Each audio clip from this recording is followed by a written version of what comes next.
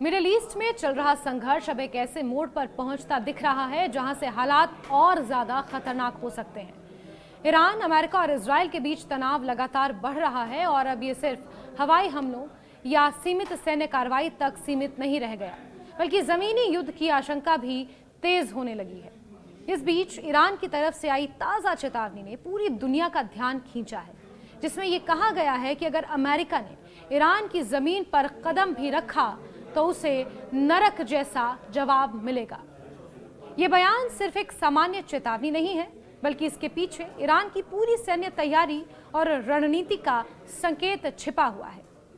ईरानी सैन्य सूत्रों के मुताबिक देश में 10 लाख से ज्यादा लड़ाके तैयार हैं, जो किसी भी संभावित जमीनी हमले का सामना करने के लिए पूरी तरह तैयार बैठे हैं।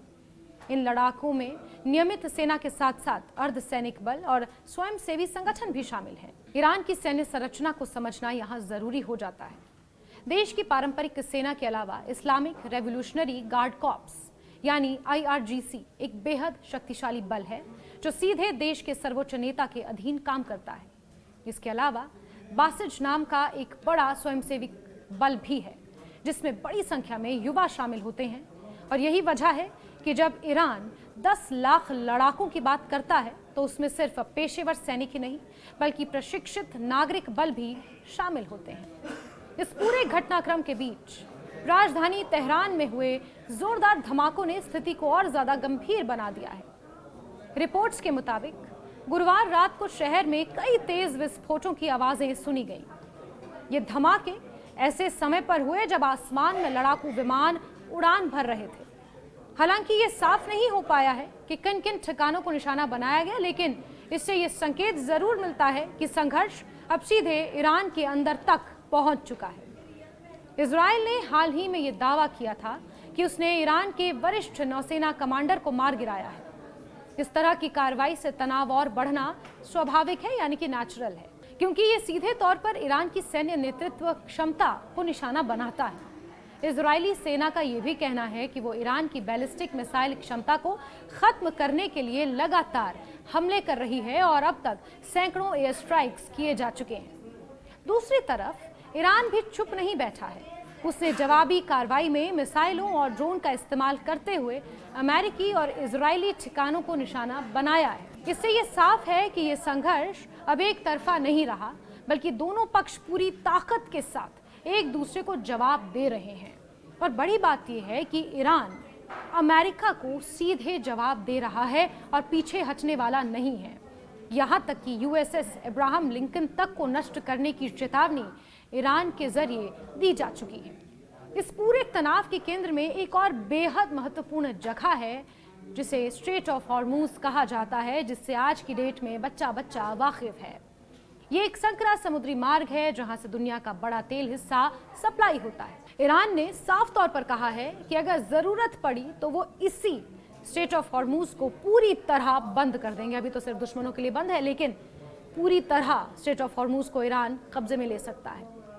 और ये कदम वैश्विक अर्थव्यवस्था के लिए बहुत बड़ा झटका होगा, क्योंकि तेल सप्लाई इससे सीधे प्रभावित होगी। ईरान का आरोप है कि अमेरिका इस जलमार्ग को खोलने के लिए आत्मघाती रणनीति अपना सकता है, लेकिन ईरान ने भी जवाब देने और इसे बंद रखने की पूरी तैयारी कर ली है। इसका मतलब ये है कि आने वाले समय में समुद्री क्षेत्र भी इस संघर्ष का बड़ा मैदान बन सकता है। यानी आसमान से तो लड़ाई जारी है, मैदानी लड़ाई की तैयारी हो रही है, जिसके लिए ईरान के 10 लाख लड़ाके तैयार हैं। और वहीं समुद्री क्षेत्र को भी संघर्ष का एक बड़ा मैदान बनाया जा सकता है। इस पूरे संकट की जड़ 28 फरवरी की उस घटना को माना जा रहा है जब ईरान के सर्वोच्च नेता अयातुल्लाह अली खामेनेई और कई वरिष्ठ कमांडरों की हत्या की खबरें सामने आई थी। इसके बाद से ही अमेरिका और इजराइल ने ईरान के खिलाफ बड़े पैमाने पर सैन्य अभियान शुरू किया, ये सोचकर कि ईरान शायद ढह जाएगा और जिस रिजीम चेंज को लेकर अमेरिका लगातार ईरान पर दबाव बना रहा था वो रिजीम चेंज हो जाएगी। लेकिन ईरान की तरफ से ऐसा कोई संकेत नहीं मिला और कुछ ही दिनों के अंदर अंदर ईरान ने अपने दूसरे सर्वोच्च नेता का नाम घोषित कर दिया, मुज्तबा खामेनेई। वहीं इन हमलों में सैन्य ठिकानों के साथ साथ कुछ नागरिक इलाकों को भी नुकसान पहुंचाया गया। ईरान को चोट पहुंचाने की कोशिश की गई, जिससे हताहतों की संख्या बढ़ी और ईरान में गुस्सा और ज्यादा भड़क गया। ईरान थमने के बजाय और ज्यादा आक्रामक हो गया। इसी गुस्से का असर अब ईरान की राजनीतिक और सैन्य बयानबाजी में साफ दिखाई दे रहा है। ईरान की संसद के अध्यक्ष मोहम्मद बाघेर गालिबाफ ने अपने बयान में अमेरिका पर गंभीर आरोप लगाए। उनका कहना है कि अमेरिका एक तरफ बातचीत की बात करता है, लेकिन दूसरी तरफ जमीनी हमले की तैयारी कर रहा है। उन्होंने ये भी कहा कि अमेरिका अपनी उन मांगों को मनवाने की कोशिश कर रहा है जिन्हें वो युद्ध के जरिए हासिल नहीं कर पाया। ईरान की तरफ से जो संदेश दिया जा रहा है वो बेहद सख्त और स्पष्ट है। अपमान स्वीकार नहीं करेंगे और अमेरिकी सैनिक ताबूतों में लौटेंगे। जैसे बयान ये दिखाते हैं कि देश किसी भी कीमत पर पीछे हटने के मूड में नहीं है। यहां तक कि भारत में स्थित ईरानी दूतावास ने भी एक अखबार के जरिए वेलकम टू हेल यानी जहन्नुम में आपका स्वागत है जैसा संदेश साझा किया है, जो इस तनाव की गंभीरता को और बढ़ा देता है।